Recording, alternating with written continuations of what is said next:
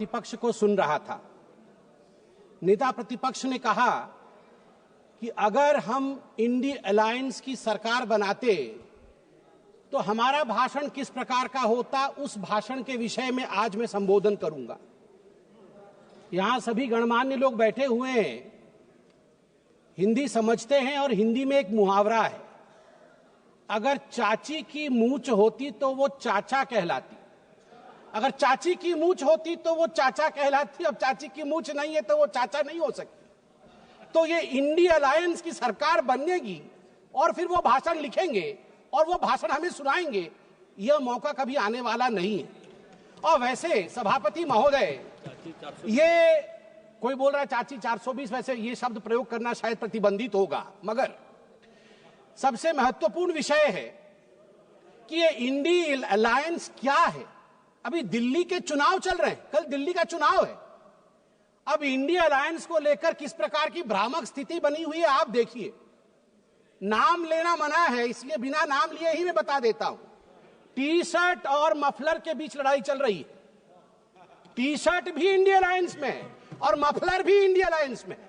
और T shirt ने भाषण दिया है, पटपड़गंज में मैं भाषण को पढ़ के सुना रहा हूं। टी शर्ट ने कहा है, टी शर्ट हाँ उसी पे है, दिल्ली भी भारत में आता है। टी शर्ट ने कहा है, उन्होंने एक नई तरीके की राजनीति की बात की थी, माने मफलर ने, उन्होंने एक नई तरीके की राजनीति की बात की थी। खंबे पर चढ़ गए थे स्वेटर पहनकर, छोटी सी गाड़ी में आया था। कौन सी गाड़ी थी? एल्टो थी। तो किसी ने पीछे से कहा नहीं वैगनार, अच्छा वैगनार से आए थे और सीधे शीश महल में जाके पार्किंग हुई है उनकी, सीधे शीश महल में। सबसे बड़ा घोटाला शराब घोटाला किया है, ऐसा नेता प्रतिपक्ष ने आम आदमी पार्टी के लिए भरे सभा में कहा है। और मफलर भी पीछे नहीं हटे, मफलर ने भी अटैक किया है। मफलर ने भी कहा है टी शर्ट को कि टी शर्ट और टी शर्ट के जीजा जी, ये दोनों नेशनल हेराल्ड केस में जेल के अंदर चक्की पीसने चाहिए। ये टी शर्ट और टी शर्ट के जीजा जी बाहर कैसे? मफलर ने कहा है।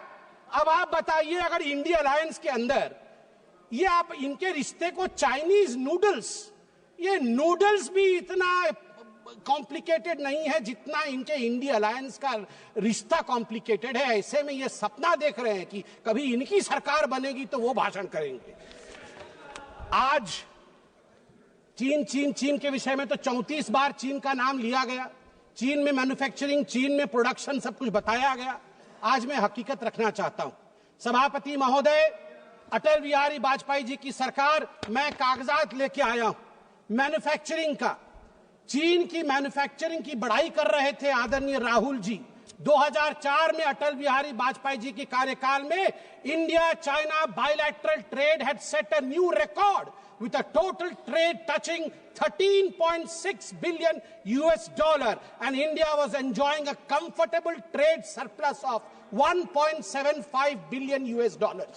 इंडिया का ट्रेड सरप्लस था, हम एक्सपोर्ट ज्यादा कर रहे थे, इंपोर्ट कम कर रहे थे, $1.7 बिलियन अधिक कमा रहे थे। मगर 2004 से 2014 तक 10 वर्षों में इनकी पार्टी ने ध्वस्त कर दिया उसे।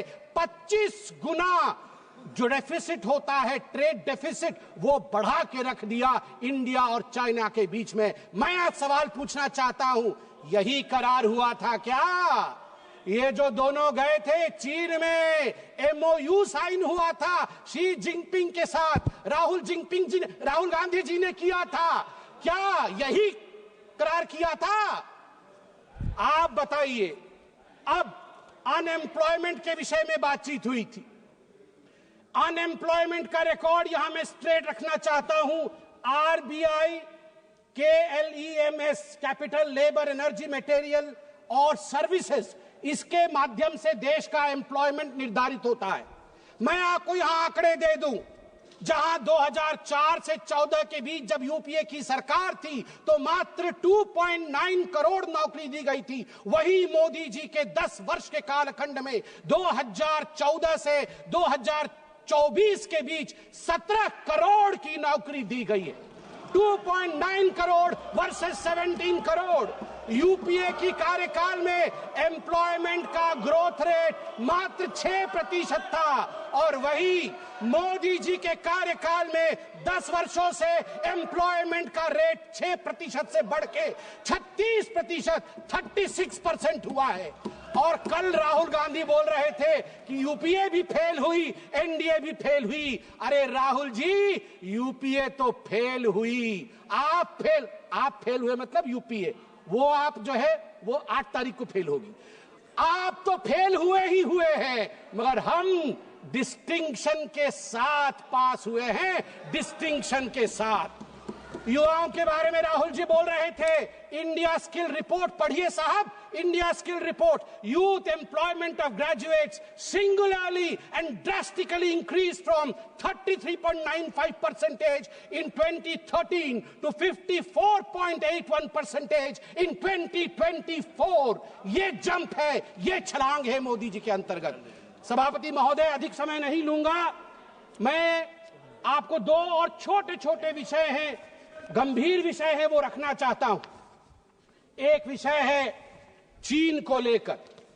चीन को लेकर कहा गया कि आर्मी और प्रधानमंत्री के बीच कहीं ना कहीं संबंध खराब है। चीन को लेकर कहा गया कि हमारी जमीन हड़प ली चीन ने।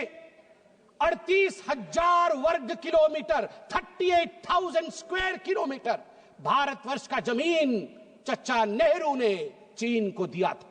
और मैं यहां पर ऑन रिकॉर्ड नेहरू जी के भाषण को रख रहा हूं। नेहरू जी ने भाषण देते हुए अक्षय चिन्ह पर जब अटैक हुआ था उनके ऊपर इसी पार्लियामेंट में, तो नेहरू जी ने क्या कहा था, ध्यान से सुनिए नेहरू जी ने क्या कहा था। Not a blade of grass grows there, not a blade of grass grows there, 17,000 feet high, uninhabitable, and we didn't even know where it is, तो हमने दे दिया। तो आप जानते हैं सभापति महोदय, महावीर त्यागी जो खुद कांग्रेस के ही मंत्री थे, नेहरू जी के कैबिनेट के, वो खड़े हुए और महावीर त्यागी जी के बाल नहीं थे, उन्होंने अपना सर दिखाया और कहा, Nehru ji, this head, bald head, does not grow any hair. Should I give the head to someone else? Should I give the head to someone else? तो नेहरू जी भी शर्मिंदा हो गए थे, नेहरू जी भी शर्मिंदा हो गए थे। आर्मी, अंत कर रहा हूं साहब, आर्मी ये गंभीर विषय है, मुझे और 2 मिनट दीजिए। आर्मी को लेकर राहुल जी ने कहा कि मोदी जी और आर्मी के बीच खाई है।